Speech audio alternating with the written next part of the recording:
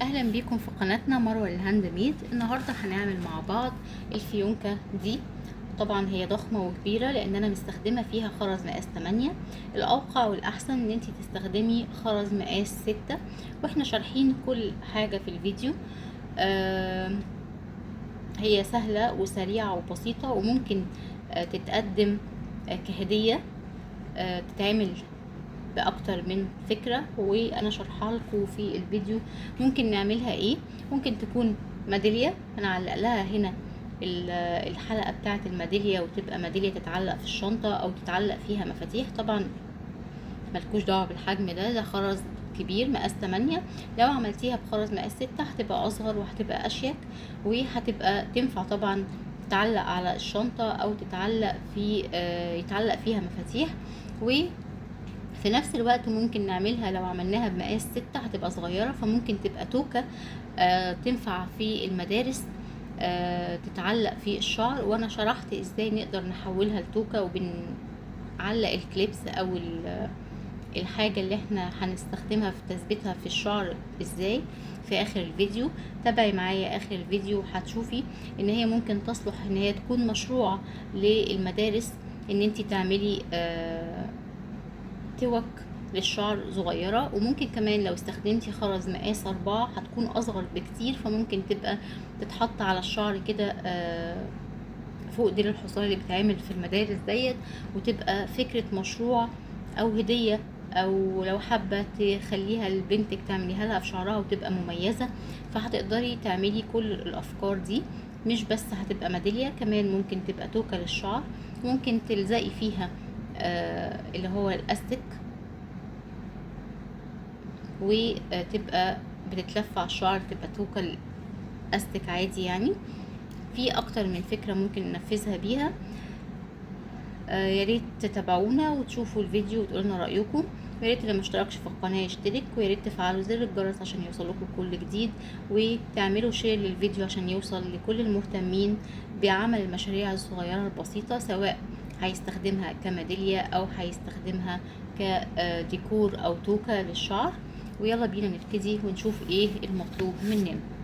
علشان نعمل الموديل بتاعنا النهاردة محتاجين خرز. المفروض ان احنا نستخدم خرز مقاس 6 علشان يديني حجم الفيونكة صغير، لكن انا ما عنديش مقاس 6، فانا هشرح لك الفكرة بخرز مقاس 8. هتعملي نفس الخطوات بالظبط بخرز مقاس 6 لو حابة. لو عايزاها كبيرة هتعمليها بمقاس 8 زي ما انا عاملاها، لكن طبعا 6 هتبقى ميدالية شكلها مناسب اكتر. هنستخدم خرز مدور مقاس 6. انا هستخدم هنا 8. هنستخدمه سواء لولي او كريستال او مط، مش هتفرق النوع اللي انت عايزاه. وهنستخدم معاه خيط سنارة مقاس 60. حتى لو استخدمتي خيط خرز مقاس 6 استخدمي معاه، مفيش مشكلة، خرز مقاس 60. طبعا لو كانت فتحته ضيقة قوي بزيادة، لو هتستخدمي مثلا ازاز، فاستخدمي معاه خيط مقاس 50. انا هستخدم خيط 60. انا بستخدم خيط 60 انتوا عارفين، سواء مع خرز 8 او خرز 6. اغلب شغلي كله بخيط مقاس 60. طيب هنبتدي نعمل القلب المجسم. والقلب المجسم ده انا شرحته قبل كده في فيديو منفصل، علشان مطولش عليكم الفيديو هحط لكم اللينك بتاع القلب المجسم ديت في صندوق الوصف تحت الفيديو. هتدوسي على كلمة مور او المزيد، هيظهر لك كل اللينكات اللي انا بحطها لك، وهيظهر لك تفاصيل المنتج بتاعنا، سواء الوزن او مقاس الخرز او نوع الخرز ومقاس المنتج النهائي، او اسفة وزن المنتج النهائي. هنعمل منه قلبين، وهنبتدي دلوقتي نشبكهم ببعض. طبعا عشان انا مستخدمة مقاس 8 فالحجم هيبقى كبير، لو انتي مستخدمة مقاس 6 الحجم هيبقى صغير. هاجي في القلب بيبقى من هنا كده ومجسم، وفي هنا من تحت خرزة اهي بارزة. هدخل في القلب الاولاني في الخرزة البارزة اللي من تحت دي طرف الخيط بتاعي، وهحط 3 خرزات. هحطهم واحدة في الطرف الشمال، وخرزة في الطرف اليمين، وهقفل بخرزة في النص. طرفين الخيط. فعملت اول غرزة رباعية بالشكل ديت، وبعدين هاجي هنا هشبك بقى القلب ديت بالقلب التاني. هحط في الطرف اليمين خرزة، وهدخل بطرف الخيط اليمين اللي انا حطيت فيه الخرزة في الخرزة البارزة اللي في الجنب او النص التاني بتاع القلب او القلب التاني بالشكل ديت اهو.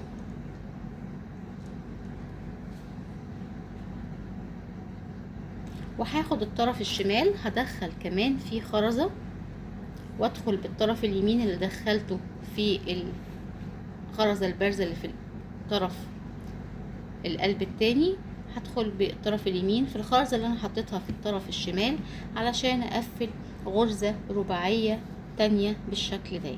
هفنش الخيط بتاعي بالشكل ديت، فنشت الخيط بتاعي عادي زي ما متعودين، وهبتدي اركن دي كده، وهبتدي اخد برضو خيط مش هنطول قوي، وهنبتدي نشتغل شريط غرز رباعية. هحط 4 خرزات،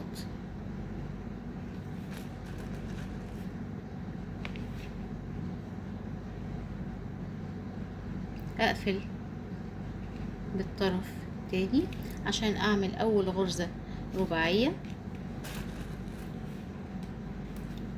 وبعدين هحط خرزة في الطرف اليمين، خرزة في الطرف الشمال، وخرزة هقفل بيها طرفين الخيط في النص بالشكل ديت. تاني غرزة رباعية. هشتغل كده لحد ما اعمل شريط يلف على الجزء اللي انا عملته ده، يبقى لافف على الجزء ده. فانا هشتغل كمان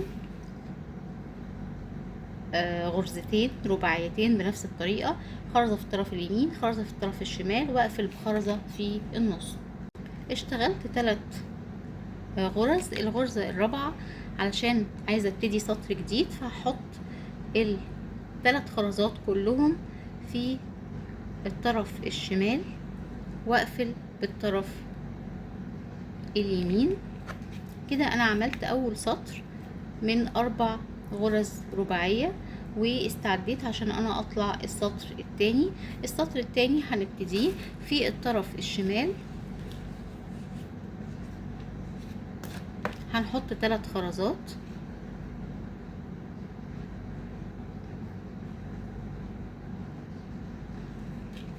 ونقفل بالطرف اليمين.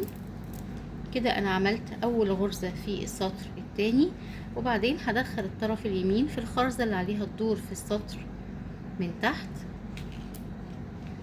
الطرف الشمال هحط فيه خرزتين،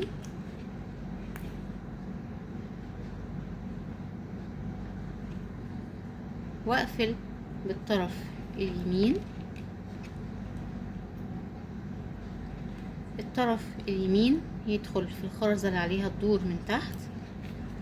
الطرف الشمال هدخل فيه خرزتين،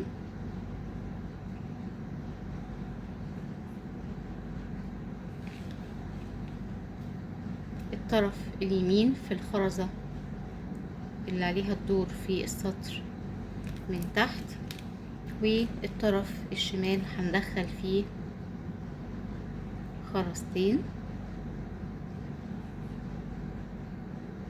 بقى عندنا الشكل ديت. هاجي هنا عند القلب بتاعي وادخل كده من تحت، و بصوا بقى ايه كده هندخل من تحت اهو. وبعدين انا عايزه الم الجزء اللي انا عملته ده، الجزء ده اقفله على الجزء ده حوالين الجزء اللي في النص اللي انا عاملاه في وصلة القلبين. فهاخد خرزة، نقلب شغلنا كده، هاخد خرزة اهو الجزء اللي تحت اهو معايا، وطرفين الخيط خارجين من الخرزة اللي في الجزء المنفصل اللي انا عملته. هاخد خرزة احطها في الطرف اليمين ديت او اللي من بره ده، تمام. وهاجي هنا في الجزء التاني او الناحية التانية من الجزء المنفصل اللي انا عملته، ادخل طرف الخيط اللي انا حطيت فيه الخرز عشان يبقى معايا لما اشد كده بقى معايا ايه، غرزة رباعية، تمام. وبعدين بقى طرفين الخيط خارجين من الثلاث خرزات دولت. هاخد بقى خرزة احطها في اي طرف من اطراف الخيط واقفل بالطرف التاني. بصوا لما شديت اهو بقوا مقفولين على الايه، على الجزء اللي في النص ده. وبعدين هاخد طرف الخيط اليمين هدخله في الخرزة اللي عليها الدور في الجزء المنفصل اللي انا عملته، وطرف الخيط الشمال هدخله في الجزء التاني او الناحية التانية من الجزء المنفصل اللي انا عملته. وبعدين احط خرزة واقفل فيها طرفين الخيط مع بعض. اهم حاجة ان احنا نشد جامد. بصوا بقت مقفولة على ايه، على الجزء الغرز الرباعية اللي انا عملتها في النص. طبعا هي كبيرة قوي، لما تعمليها بمقاس 6 هتبقى اصغر واحسن بكتير من مقاس 8. هفنش الخيط بتاعي ونرجع نكمل مع بعض، نشوف هنكمل الفيونكة بتاعتنا ازاي. خلصنا اهو الشكل بتاعنا وقفلنا الفيونكة بتاعتنا. هنبتدي دلوقتي نعمل اللي هو اللي بيبقى زي الريبون كده من الجنبين. هنبتدي نقلب، هي كلها زي بعضها مش فارقة بس كده. وهناخد خيط يعني مش طويل شوية، هو كل شغلنا هنا قطعة قصيرة. وبعدين هنيجي هنا هتلاحظوا هتلاقوا في هنا خرزتين على الحرف اهو، دول او المقابلين ليهم الناحية التانية، دول دي ودي. هندخل الاول طرف الخيط بتاعنا في اول واحدة،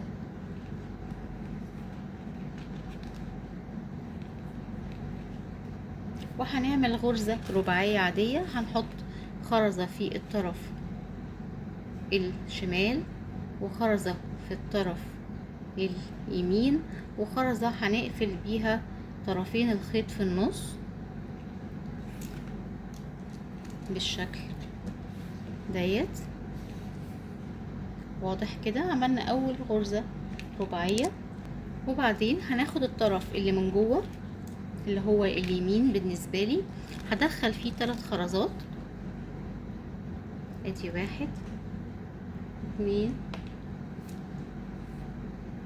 3، وهقفل بالطرف الشمال اللي كان من بره عشان اعمل غرزة رباعية بس ايه، الخيط بتاعنا خارج من الجنب مش خارج من قدام، خارج من الجنب. تمام كده؟ يبقى انا عندي الشكل ديت، اول واحدة غرزة رباعية، تاني واحدة غرزة رباعية بس طلعت بالطرفين الخيط من على الجنب عشان حطيت ال3 خرزات بتوعي في الطرف اليمين من الخيط. وبعدين هنيجي ناخد الطرف اللي من فوق ديت، احنا عندنا دلوقتي طرفين خيط، واحد من تحت اهو وده اللي من فوق. انا هاخد الطرف اللي من فوق هدخل فيه خرزة واحدة، وهاجي هنا في جسم القلب ديت. لو خدتوا بالكم هتلاقوا ان هنا في غرزة سداسية وهنا في غرزة سداسية، في بينهم هنا خرزتين اهم، دي غرزة سداسية ودي غرزة سداسية، في هنا خرزتين. انا هسيب الخرزة الاولانية وهاخد الخرزة التانية اللي في الغرزة السداسية التانية اهي الغرزة السداسية الاولى اهي، والغرزة السداسية التانية اهي. انا هاخد اول خرزة في الغرزة السداسية التانية اللي هي مشتركة مع دي، يعني في دي انا هاخد الخرزة دي، هدخل فيها طرف الخيط اللي من فوق اللي انا دخلت فيه الخرزة بتاعتي اهو. دي بتبقى رخمة شوية عشان الخرز بيبقى ضيق.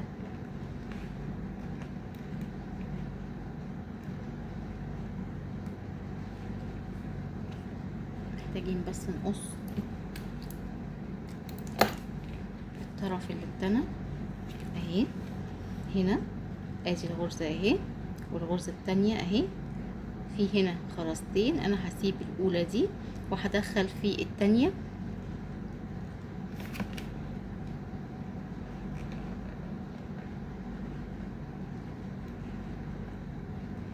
اهي بالشكل ده. تمام كده بقى معايا 3 خرزات على طرفين الخيط، فمحتاجة احط خرزة رابعة عشان اقفل الرباعية بتاعتي في اي طرف من اطراف الخيط، واقفل بالطرف التاني بالشكل ده. بقى معايا الشكل ده.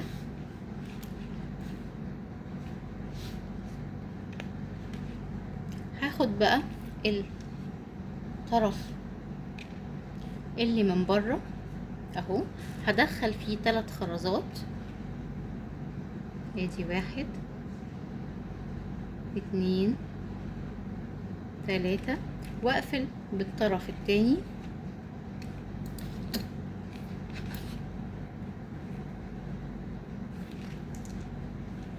عشان يبقى معايا الشكل ديت. هاخد الطرف، انا هقلب بس شغلي كده، هاخد الطرف انا كده ايه، بصوا طرفين الخيط واحد خارج من تحت وواحد خارج من فوق، هاخد الطرف اللي من فوق ادخله في الخرزة اللي في نفس السطر دي اهي بالشكل ده، عشان يبقوا طرفين الخيط خارجين معايا من خرزتين. هاخد الطرف اللي من جوه ده او اللي هو الطرف اليمين بالنسبة لي، هدخل فيه خرزتين واقفل بالطرف الشمال اللي هو كان من بره علشان يبقى طرفين الخيط خارجين من الخرزة دي. هعمل نفس الحكاية، هاخد الطرف اليمين هدخل فيه 3 خرزات، هدخل فيه 3 خرزات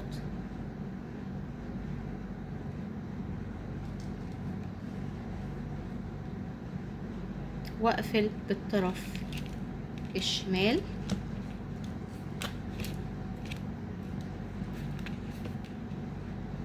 هيبقى طرفين الخيط خارجين عندي من الخرزة على الجنب. هاخد الطرف اللي من فوق ادخله في الخرزة اللي هنا في الجنب او في الرباعية التانية دي اللي او السطر اللي عليه الخرزة اللي عليها الدور في السطر. ما انا عندي دلوقتي غرزتين او سطرين اهو كده، طرفين الخيط بقوا خارجين من خرزتين. هاخد الطرف اللي من بره اللي هو الشمال ادخل فيه خرزتين واقفل بالطرف اليمين كده. شايفين هما بقوا سطرين وهم سطرين من اول ما هنا ما ابتدينا وهما سطرين او غرزتين يعني. وبعدين هبتدي اطول تاني، هاخد الطرف الشمال هدخل فيه 3 خرزات واقفل بالطرف اليمين، وبعدين الطرف اليمين هدخله في الخرزة او في الغرزة التانية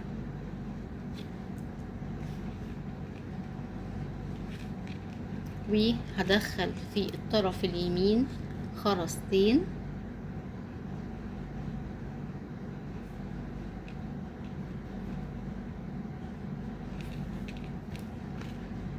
بالشكل ديت. لو ده الظهر طبعا، لو قلبنا هنشوف الوش كده.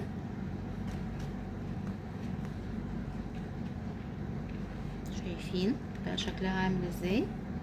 لسه طبعا هتبان اكتر لما نشتغل الجنب التاني بتاع الفيونكة. طبعا عشان دي حجمها كبير فانا هطول الجزء بتاع الشريطة دي، وبعدين هعمل سطر تاني او غرز تانية. هاخد الطرف اليمين ادخل فيه 3 خرزات، هقفل بالطرف الشمال. الطرف الشمال هدخله في الخرزة اللي على السطر، وادخل في الطرف الشمال خرزتين،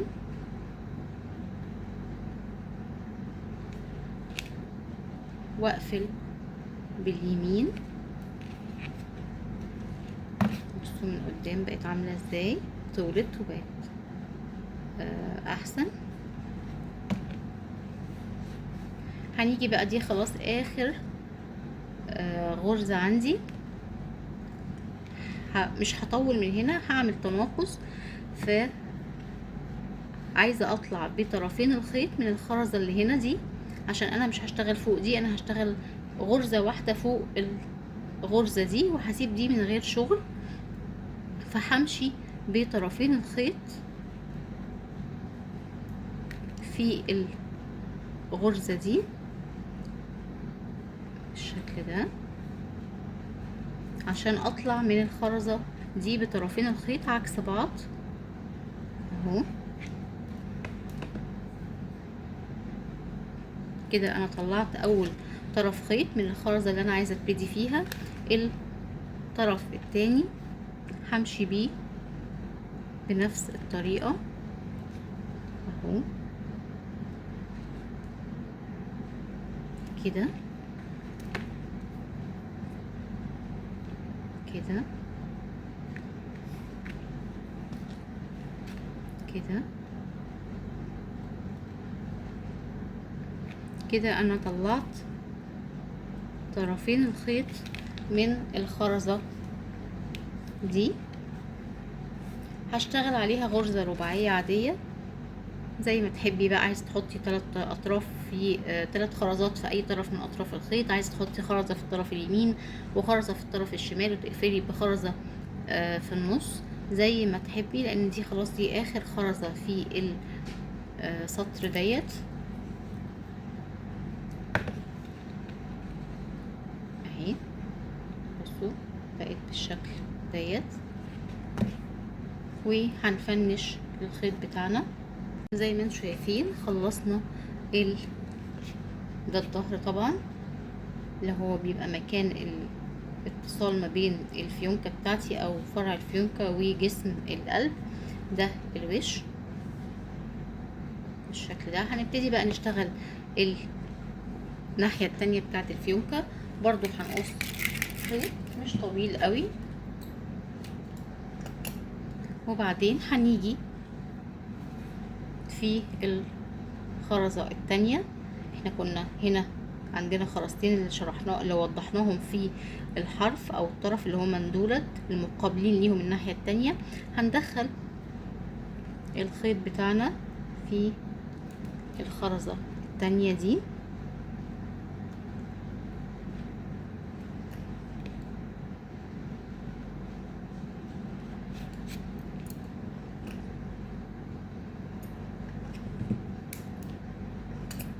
بالشكل ديت، وهنعمل نفس الحكاية. هنعمل اول حاجة غرزة رباعية، هنحط خرزتين اسفة، خرزة في الطرف الشمال وخرزة في الطرف اليمين، وهنقفل بخرزة طرفين الخيط في النص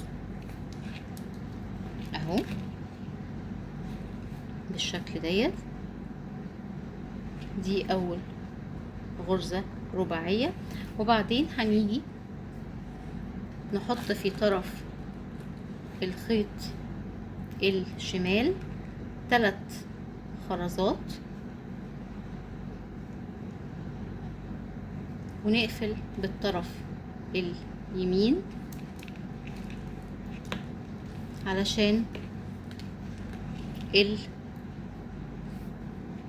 بتاعي يبقى خارج من الجنب. وزي ما عملنا الناحية التانية قلنا ان احنا هنا عندنا غرزتين سداسيتين، ادي هي واحدة وهي واحدة، وبينهم في النص في 2 في خرزتين. احنا هندخل خرزة في الطرف اللي من فوق ديت، وندخل الطرف اللي فيه الخرزة من فوق هندخله في الخرزة التانية اللي هي دي. ادي غرزة سداسية وغرزة سداسية، هندخله في الخرزة دي، هما بينهم الاتنين دول اللي عاملين 8 هندخله في الخرزة دي كده.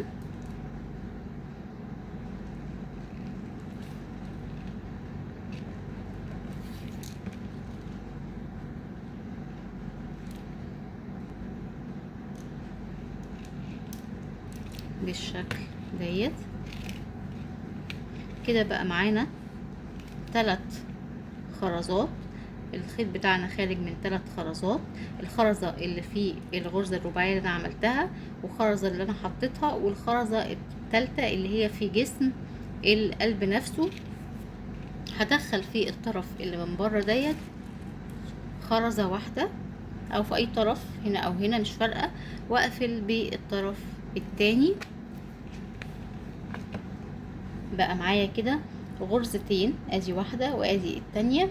هاخد الطرف اللي من بره ديت ادخل فيه 3 خرزات، نفس اللي عملته في الجزء ده هعمله هنا تاني، هكرره هنا تاني. هاخد 3 خرزات في الطرف اللي من بره واقفل بالطرف التاني اللي كان من جوه، وبعدين الطرف اللي من فوق ده هدخله في الخرزة اللي هي في الغرزة التانية، وبعدين هاخد نفس الطرف اللي من جوه ده هدخل فيه خرزتين واقفل بالطرف اليمين اللي هو من بره، وبعدين هاخد الطرف اللي شمال ادخل فيه 3 خرزات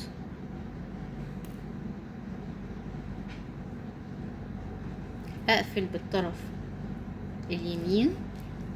الطرف اليمين هدخله في الخرزة اللي عليها الدور في السطر، وبعدين اخد الطرف اليمين هدخل فيه خرزتين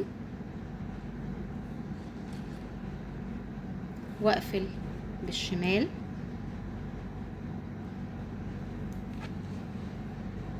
الطرف ادي 1 2 3 واقفل بالشمال. الطرف الشمال هدخله في الخرزة النايمة على السطر من تحت، وادخل في الطرف الشمال خرزتين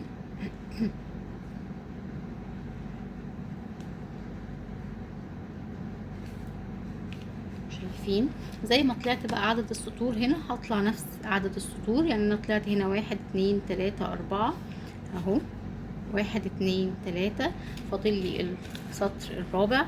هدخل في الطرف الشمال 3 خرزات واقفل باليمين، واليمين ادخله في الخرزة اللي عليها الدور، وبعدين هدخل في الطرف اليمين خرزتين واقفل بالشمال اهو. كده انا طلعت ال4 سطور. فاضل السطر الاخير اللي هو هيبقى تناقص اهو. هعمل نفس الحكاية، هطلع طرفين الخيط من الخرزة دي، فهمشي بطرف الخيط اهو ده هنا كده كده، واطلع من الخرزة دي، وطرف الخيط التاني هعمل فيه نفس الحكاية، همشيه هنا كده كده، واطلع من نفس الخرزة في الاتجاه العكسي، وبعدين هحط في اي طرف من اطراف الخيط 3 خرزات،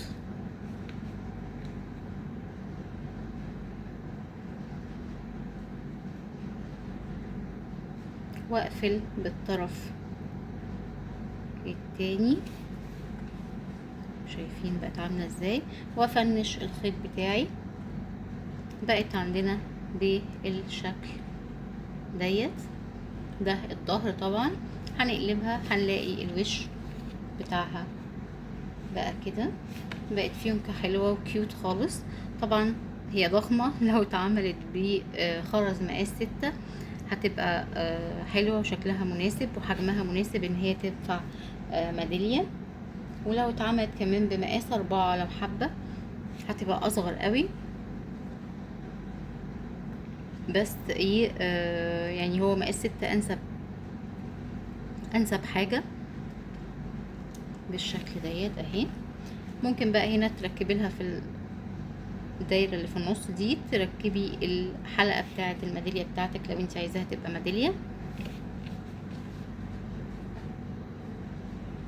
وممكن نعمل لها فكرة تاني، ان احنا نجيب الكليبس اللي هو التيك توك ده اللي هو بتاع الشعر، ونلزقه هنا بمسدس الشمع او بالبي 7000، بيبقى كبير بس هتجيبي الكبير قوي اللي هو هيبقى عريض هنا، وتتلزق فيها. وممكن تأمني عليها بان انت تلفي الخيط وتدخليها بين الكليبس والخرز نفسه. طبعا يعني ايه ده مش هو، طبعا انا بديكوا بس مثال مش اكتر. بيبقى في واحد تاني اللي هو بيبقى بيتداس من الجنب ديت وبيتفتح، عايزه تجيبي ديت مفيش مشاكل، بس هتجيبي الحجم اكبر حجم بتقفليه كده، وبعدين بيتلزق هنا بال الشمع، مسدس الشمع. طبعا بيبقى مش جامد قوي، فممكن تلزقيه بيه 7000، ده نوع لزق بيبقى قوي شويه، بيتلزق هنا كده. وممكن تأمني عليه ان انت تفتحيه كده وتلفي السلك بتاعك كده، تدخلي السلك ده كده مثلا وتروحي دخلاه في خرزة وتعملي عقدة، وهكذا تأمنيه بس يبقى متثبت كويس كده بالسلك بتاعك في الخرز عشان ما يقعش. فانت عندك اختيارين، يا اما بال الصمغ او اللزق، يا اما بالخيط ديت بنفس الخيط. وطبعا تبقى كبيرة، لان دي يعني لو انت عملتي بمقاس 6 هتبقى حجمها اصغر، فممكن تركبي الحجم ديت او تركبي حجم اكبر من ده شوية. وفي اللي هي بتبقى بتداس من الجنب كده بتتفتح، مش بتتعمل كده، لا بتداس فبتتفتح ويتلزق وتبقى توكة. فانت عندك اكتر من اختيار في الفيونكة دي، ان انت تعمليها توكة او تعمليها علقة ميدالية في شنطة. اتمنى ان الفيديو يكون واضح وسهل وبسيط، واتمنى ان اكون وصلت لكم الفكرة بتاعته. هستنى تعليقاتكم وكومنتاتكم وتطبيقاتكم. ويا ريت اللي ما اشتركش يشترك في القناة وتفعلوا زر الجرس وعشان يوصلكم كل جديد. واشوفكم ان شاء الله في فيديو قريب باذن الله. مع السلامة.